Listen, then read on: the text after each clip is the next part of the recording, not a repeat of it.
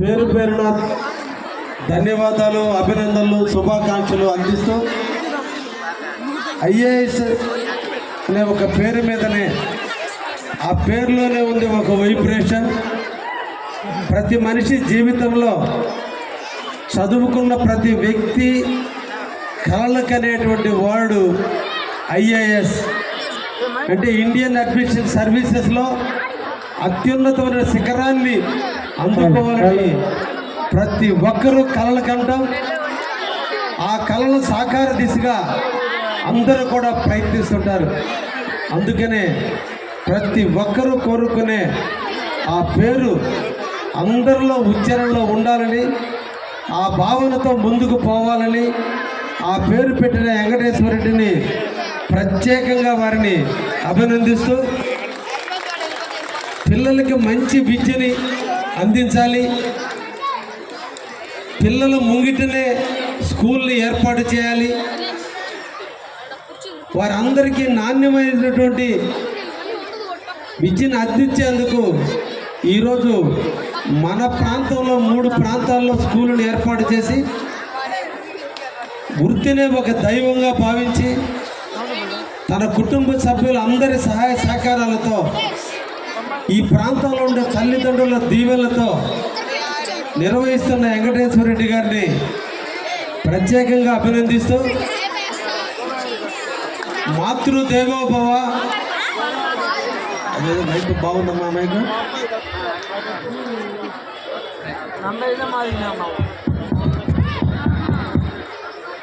మాతృదేవోభవ, పితృదేవోభవ, ఆచార్య దేవోభవ. ఇక్కడున్నటువంటి విద్యార్థులందరికీ కూడా తెలియజేస్తున్నా, మీకు కావలసింది ముగ్గురు దేవుళ్ళు. జన్మనిచ్చిన తల్లి 9 మాసాలు మోసి మీకు జన్మనిచ్చి పెద్ద చేయాలనే ఒక ఆలోచనతో తినకపోయినా మిమ్మల్ని అందంగా అలంకరించి మిమ్మల్ని స్కూల్కి పంపాలి, మంచి మా బిడ్డ బాగా ప్రయోజకుడు కావాలని మీకోసం తప్పించే తల్లి మొదటి దేవత. కాబట్టే ఎప్పుడు తల్లిని మనం ప్రేమిస్తూనే ఉండాలి. కష్టాలని కళ్ళల్లో పెట్టుకుని ఎన్ని ఆర్థిక ఇబ్బందులు వచ్చినా, ఫీజు కట్టడంలో ఆలస్యమైనా, ఫీజు కట్టడానికి తండ్రి ఎంత కష్టపడ్డా మీ ముందు చిరునవ్వు తప్ప, మిమ్మల్ని ముద్దాడడం తప్ప ఏమీ తెలియని తండ్రి మీ ఎదుగుదల కోసం కష్టపడే శారీరక కష్టాన్ని, మానసిక కష్టాన్ని, అవమానాలను ఎదుర్కొనే తండ్రి రెండో దేవుడై ఉండాలి.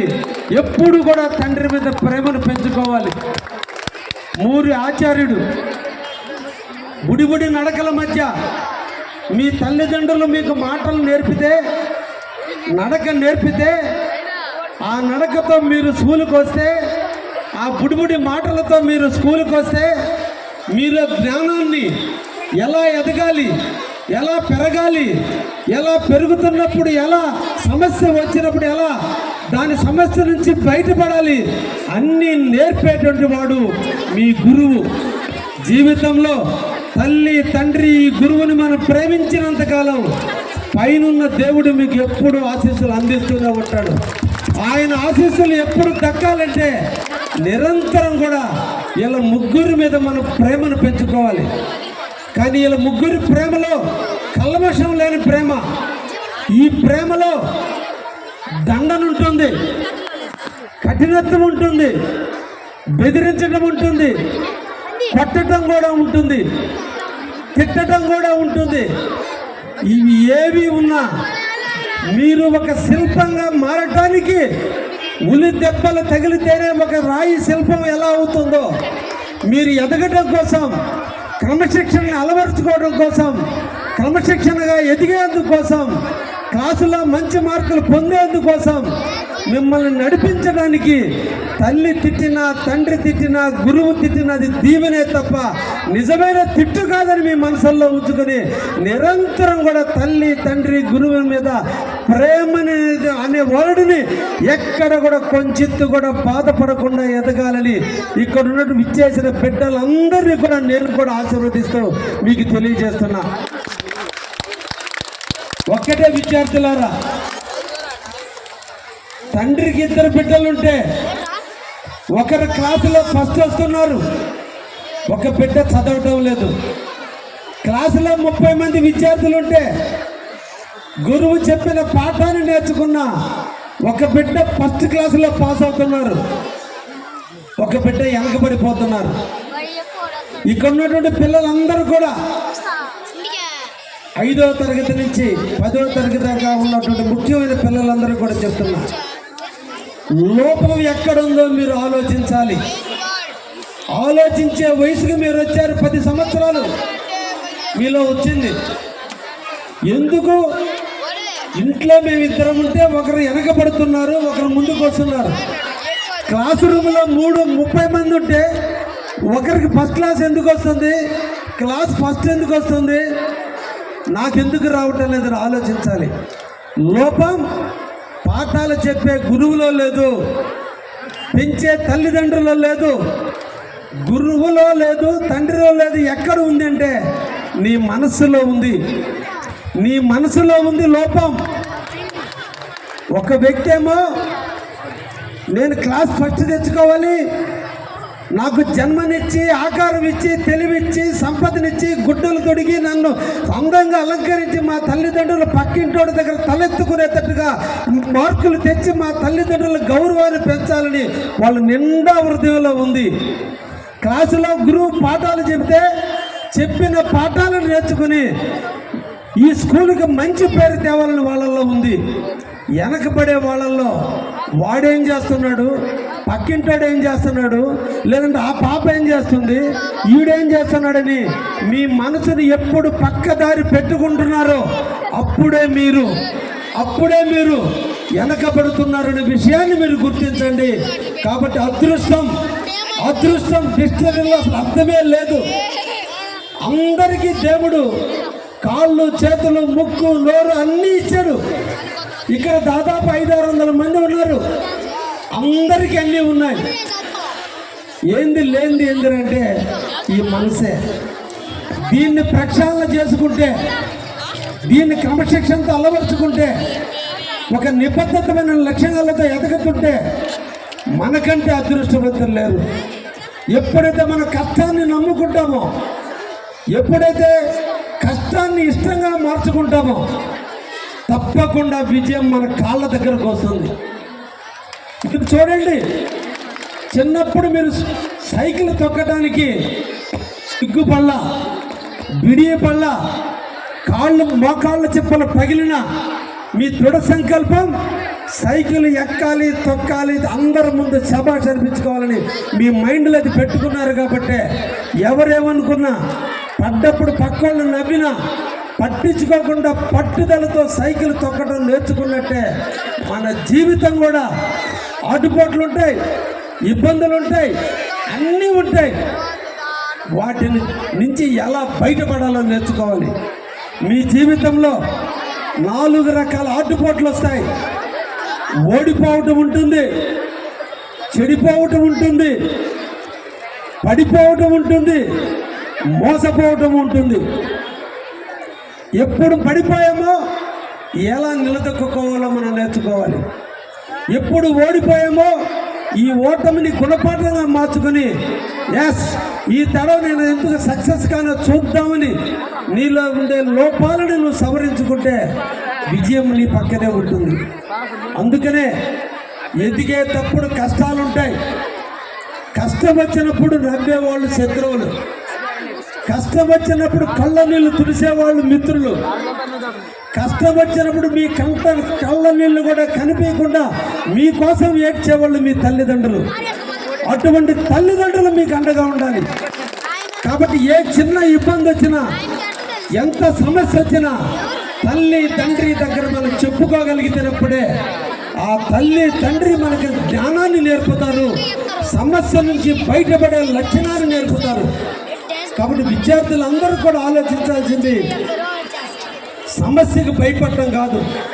ఎంతటి సమస్య అయినా మనకి చాలా ఈజీ అనేటువంటి ఒక కాన్ఫిడెన్స్ని మీరు పెంచుకుంటే, ఎంతటి కష్టమైన ఇష్టంగా మార్చుకుంటే, ఎంతటి కష్టమైన మనకు అదృష్టంగా వరిస్తుంది.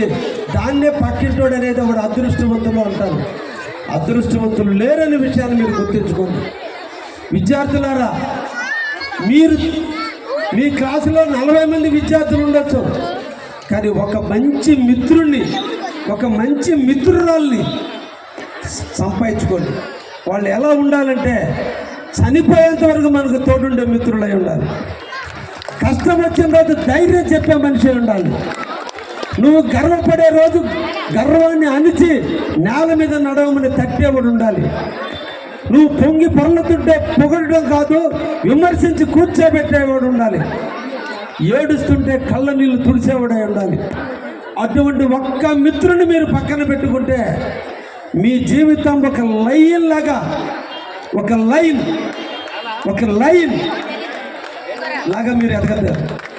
అటువంటి ఎదగటానికి ఒక మంచి మిత్రుడిని, ఆ మిత్రుడి సాన్నిధ్యం మీ జీవితానికి ఒక నిచ్చెనలాగా పనిచేస్తుందనే విషయాన్ని మీరు గుర్తించుకోండి అని తెలియజేస్తున్నాను. వివేకానందుడు చెప్పినటువంటి ఒక వర్డ్ ఈరోజు మీకు అందరికి కూడా తెలియజేస్తున్నాను. ఒక మంచి మిత్రుడు పక్కనుంటే, ఒక మంచి మిత్రుడు మన పక్కనుంటే మనం ఎలా మారుతామనే దానికి ఒక ఉదాహరణ. మన జీవితం ఒక నీటి బొట్టు లాంటిది. మనం ఒక నీటి బొట్టు అనుకుంటే ఆ నీటి బొట్టు ఒక సలసలలాగే ఎండలో ఉన్న ఒక రాయి మీద పడితే ఆ నీటి బొట్టు ఆవిరవుతుంది. ఒక చెడ్డవాడితో స్నేహం చేస్తే మన జీవితం కూడా నాశనం అవుతుంది. దానికే ఉదాహరణ. అదే ఒక నీటి బొట్టు చిగురించేటువంటి చెట్టు మొదట్లో పడితే ఆ చెట్టు మానవుతుంది, ఆ చెట్టు ఫలాలను ఇస్తుంది, ఆ చెట్టు పూలు ఇస్తుంది, ఆ చెట్టు నీడనిస్తుంది, ఆ చెట్టు ఆకులు ఇచ్చి మనకి లైఫ్కి ఒక నీడనిస్తుంది. అంటే మన జీవితం, మనం నీటి బొట్టు లాంటి వాళ్ళం అయితే చెట్టు మొదట్లో పడితే ఆ చెట్టు చిగురిస్తుంది, ఆ నీటి బొట్టు రాయి మీద పడితే ఆవిరవుతుంది. అదే ఒక నీటి బొట్టు సముద్రంలో ఉప్పు నీళ్ళు తాగటానికి పనికిరాని ఉప్పు నీళ్ళల్లో ముత్యపు చిప్పలు ఉంటాయి. ఈ ముత్యపు చిప్పలో ఈ మంచినీటి బొట్టుపై పడితే పరపరాగ సంపర్కం జరిగి ముత్యంగా మారుతుంది, మన తల్లుల మెడలో ఆభరణంగా తయారవుతుంది. అటువంటి ఆభరణం మీరు కూడా అంటే తప్పకుండా ఒక మంచి మిత్రుడిని పెంచుకోండి, ఒక మంచి మిత్రుడిని సెలెక్ట్ చేసుకోండి. ఎప్పుడు కూడా కష్టాల్లో, ఇబ్బందుల్లో, సుఖాల్లో, ఆనందంలో అన్నిట్లో కూడా తోడుండేటువంటి ఒక మిత్రుడిని మీరు సంపాదించుకోండి అని చెప్పి విద్యార్థులందరికీ కూడా తెలియజేస్తాం. ఈ రోజున అందరి తల్లులు కూడా బంగారం పెట్టుకొని వచ్చారు ఇక్కడికి. ఈ బంగారం కూడా ఒకప్పుడు మలినమైన మట్టే, కానీ ఆ మట్టిని శుద్ధి చేసి ఆకారం చేసి కొన్ని లక్షల ఉలిదెబ్బలు తగిలితే, కొన్ని లక్షల సమ్మిటి పోట్లు తగిలితే ఆ బంగారం ఈరోజు ఆభరణమైంది, మీ తల్లుల మెడలో తాలిబొట్టయింది. అటువంటి మేలుమైన బంగారంగా మీ జీవితాలు కూడా మరలాలంటే జీవితంలో ఎప్పుడు కష్టాలు ఉంటాయనే విషయాన్ని మర్చిపోకుండా, ఎప్పుడు కూడా కష్టాలు ఉంటాయి, ఆ కష్టం నుంచి బయటపడేదానికే మనం చూడాలనే ఆలోచనలో ఈ రోజున మన శరీరం ఉంది. ఈ శరీరంలో ఈ కళ్ళకి కనిపించేది సగం శరీరం మాత్రమే. నా శరీరంలో నాకు కనిపించిన శరీరం సగం వెనకవైపు ఉంది. కాబట్టి మీ జీవితంలో మీలో కూడా అవలక్షణాలు ఉంటాయి. వాటిని లక్షణాలుగా, ఉత్తమ లక్షణాలుగా మార్చుకోగలిగితే మనందరం కూడా ఒక ఉన్నత స్థాయికి వస్తామని.